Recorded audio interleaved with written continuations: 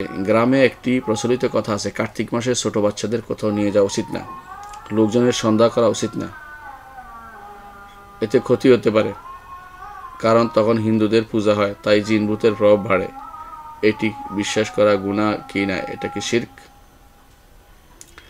প্রথমত, কার্তিক মাসে বাচ্চাদের নিয়ে কোথাও যাওয়া উচিত না, এগুলি হচ্ছে বানোয়াট কথা। আল্লাহর দিন সবগুলি সমান, আল্লাহর দিন সবগুলি সমান, মাস সবগুলি সমান। কিছু মাস শরীয়তে মাসগুলোর মধ্যে কিছু মাসের আলাদা গুরুত্ব দেওয়া হয়েছে। তার মধ্যে আছে হজের মাসগুলো অথবা হারাম মাসগুলো। হারাম মাসগুলোর মধ্যে হজের মাসের বাইরে হজের মাস হচ্ছে 3টা, সেটা হচ্ছে শাওয়াল, জিলকাদ, জিলহজ, এই 3টা হচ্ছে হজের মাস। আর হারাম মাস হচ্ছে 4টা, সেটা হচ্ছে মানে আল্লাহ তাআলা যেগুলিকে সম্মানিত ঘোষণা করেছেন, এগুলো হলো 4টা, সেগুলো জিলহজ, জিলকদ, মুহররম, আর একটা হচ্ছে রজব। তো রজব এগুলো হচ্ছে হারাম মাস বা সম্মানিত মাস আল্লাহর কাছে। এগুলি আলাদা সওয়াবের জন্য বলা হচ্ছে, কিন্তু এগুলিতেও কুলক্ষণ নেওয়া বা বের হইলে বা অন্য সময় বের হইলে আমার ক্ষতি হবে, এই জাতীয় কুলক্ষণ নেওয়া শিরকের অন্তর্ভুক্ত হবে। এটা তাতায়ুর বলা হয়। তাতায়ুর বা তাসাউম শিরকের অন্তর্ভুক্ত, কারণ এগুলো হচ্ছে ছোট শিরকের অন্তর্ভুক্ত। কখনো কখনো বড় শিরক হয়ে যায়, যদি মনে করে যে এরাই এগুলি ক্ষতি করতেই পারে এই সময়টা, তাহলে বড় শিরক হয়ে যাবে। আর যদি মনে করে ক্ষতির কারণ, তাহলে এটা ছোট শিরক হবে, কারণ এগুলো আসলে ক্ষতির কারণ নয়। কোরআন ও হাদিসে বা শরিয়াইভাবে বা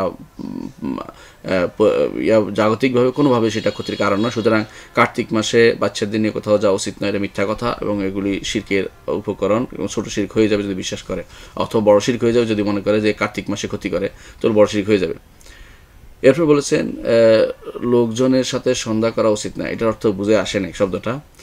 তো সম্ভবত আপনি বুঝতে চাচ্ছেন সন্ধ্যাবেলা কোনো কারো অপেক্ষা করা থাকা উচিত নয় বা দরজা খোলা উচিত নয়।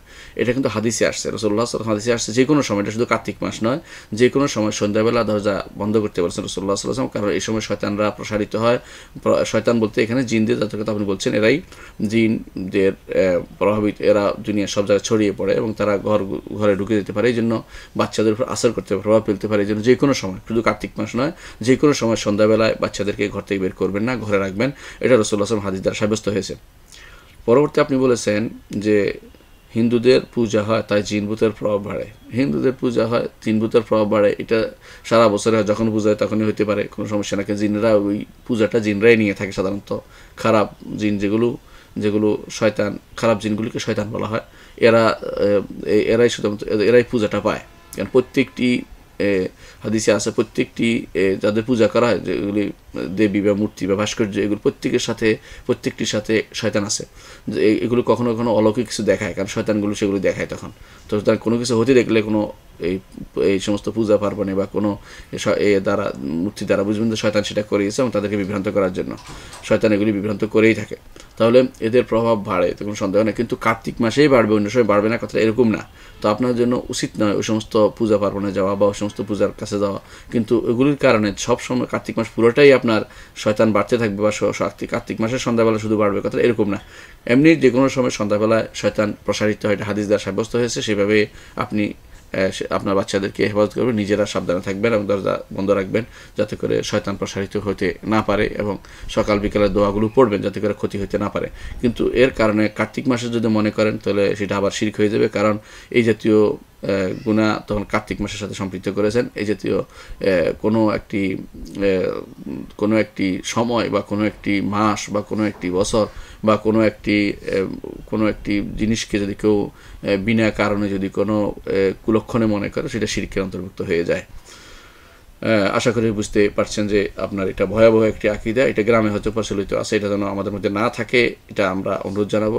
সবগুলি আল্লাহর সময়, কোনো সমস্যা নেই। আল্লাহ তাআলা প্রত্যেকটি সময় আল্লাহ তাআলা তিনি আমাদেরকে নেয়ামত হিসেবে সময়টা দিয়েছেন, এগুলিকে আমরা কাজে লাগাই, আল্লাহর দ্বীনের জন্য ব্যয় করি, পড়ালেখা করি, দিন মানি, দোয়াগুলি পড়ি, সুযোগ পেলেই সুবহানাল্লাহ, আলহামদুলিল্লাহ, আল্লাহু আকবার, লা ইলাহা ইল্লাল্লাহ, লা হাওলা ওয়ালা কুওয়াতা ইল্লা বিল্লাহ, এই দোয়াগুলো অবশ্যই যেন আমাদের চোখে মুখে সবসময় থাকে। আমরা যেন সবসময় নাসবুল আইন যেটাকে বলা হয়, সবসময় চোখের সামনে রাখি, যেগুলি পড়বো। সুযোগ পেলে মানুষের গল্প গুজব না করে সুবহানাল্লাহ, আলহামদুলিল্লাহ চালিয়ে যাবেন। সুবহানাল্লাহ, আলহামদুলিল্লাহ, আল্লাহু আকবার, লা ইলাহা ইল্লাল্লাহ, লা হাওলা ওয়ালা কুওয়াতা ইল্লা বিল্লাহ, এগুলো হচ্ছে শ্রেষ্ঠ কালেমা পৃথিবীতে, এর চেয়ে উত্তম কালেমা আর কিছু হতে পারে না। এই জন্য যেগুলোতে থাকে, যে সমস্ত দোয়ার মধ্যে থাকে, সেগুলো উত্তম দোয়া।